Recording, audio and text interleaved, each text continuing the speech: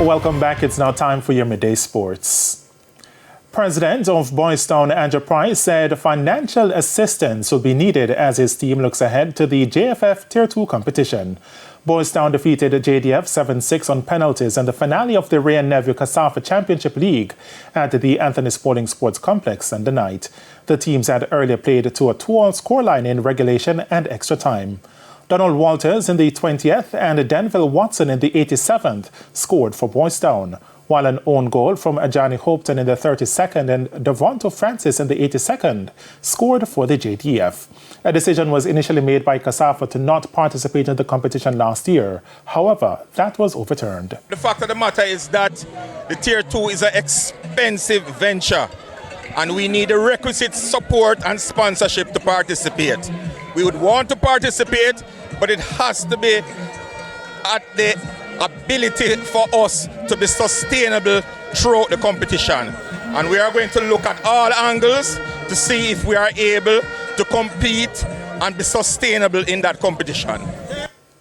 Meanwhile, August Town are the Major League champions after scoring a come-from-behind 2-1 win over Duane Park in the final.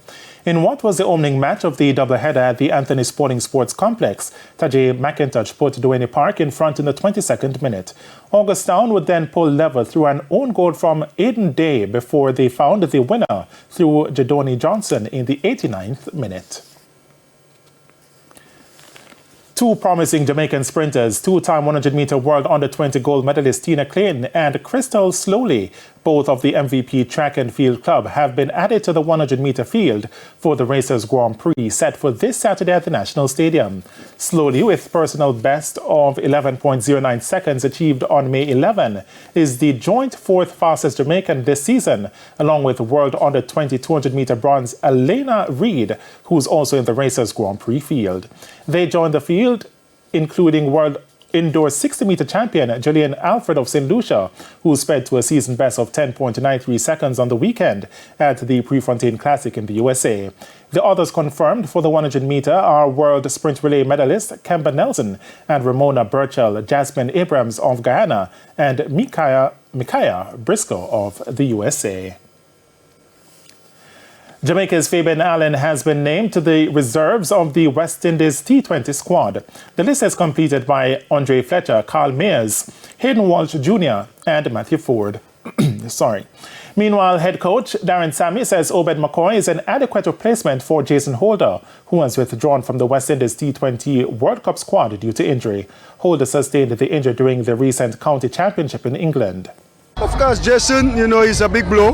He's been part of this T20 setup for, I think, the last few years.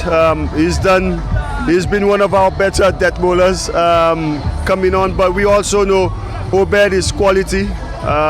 He also brings that left arm angle and variation.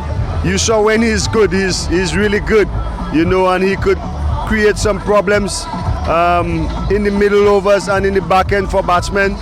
And I think he's an adequate replacement. McCoy has played 45 T20 internationals for the West Indies with 45 wickets in the format. The West Indies had a T20 series sweep win over South Africa, which concluded yesterday at Sabina Park. Their first match of the ICC T20 World Cup will be against Papua New Guinea in Guyana on Sunday. And finally, Luka Doncic and Kyrie Irving scored 33 points as the Dallas Mavericks beat the Minnesota Timberwolves 116-107 on Sunday night to take a 3-0 lead in the Western Conference Finals. Anthony Edwards had 26 points and Karl Anthony Towns 14 for the Timberwolves. No team in NBA playoff history has rallied from 3-0 down. Game 4 is Tuesday night in Dallas.